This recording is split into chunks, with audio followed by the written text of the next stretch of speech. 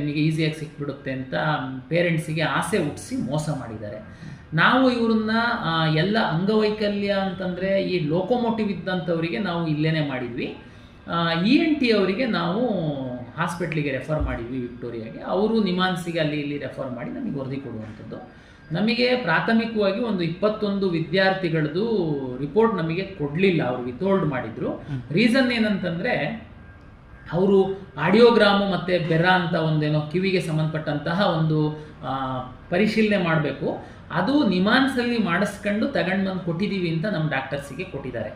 ಆದರೆ ನಿಮಾನ್ಸಿನ ಒಂದು ಪ್ರಮಾಣ ಪತ್ರ ಇದೆಯೇ ಹೊರತು ನಿಮಾನ್ಸ್ ಅವರು ಮಾಡಿರುವಂಥದ್ದಲ್ಲ. ಅದನ್ನ ಇವರು ಫೋರ್ಜ್ ಮಾಡಿದ್ದಾರೆ, ಮಾಡಿ ತಗೊಂಡು ಬಂದು ಕೊಟ್ಟಿದ್ದಾರೆ. ಬಟ್ ಅದು ನಮ್ಮ ಡಾಕ್ಟರ್ಗಳಿಗೆ ಗೊತ್ತಾಗ್ಬಿಡುತ್ತೆ. ಅದು ನೋಡಿ ನಮಗೆ ಒಂದು ಕಾನ್ಫಿಡೆನ್ಷಿಯಲಿ ರಿಪೋರ್ಟ್ ಕೊಟ್ಟರು, ಈ ಥರ 21 ಜನ ಕೊಟ್ಟಿರುವಂಥದ್ದು ಫೇಕ್ ಸರ್ಟಿಫಿಕೇಟ್ ಇದೆ ಅಂತ. ನಾವು ಆಗಲೇ 3ನೇ ರೌಂಡ್ ನಡೆಸ್ತಿದ್ರು ಸಹ ಯಾವ ವಿದ್ಯಾರ್ಥಿಗಳು ನಮಗೆ ಬಂದು ಕೇಳಿರಲಿಲ್ಲ. ಹಾಗಾಗಿ ನಾವು ವಿದ್ಯಾರ್ಥಿಗಳಿಗೆ ನೋಟಿಸ್ ಕೊಟ್ಟಾಗ ಕೆಲವರು ಬರಲಿಲ್ಲ, ಒಂದು 3-4 ಜನ ಬಂದಂಥವರು ನಾವು ಸತ್ಯನ ಒಪ್ಕೊಂಡ್ರು. ಮೋಸ ಹೋಗಿರುವಂಥದ್ದು, ಕೆಲವರು 10 ಲಕ್ಷ 15 ಲಕ್ಷ 20 ಲಕ್ಷದ ತನಕ ಸಹ ಪೇಮೆಂಟ್ ಮಾಡಿದ್ದೀವಿ ಎನ್ನುವಂಥದ್ದು ಅವರ ಬಾಯಿಂದನೇ ಬಂದಿರುವಂಥದ್ದು.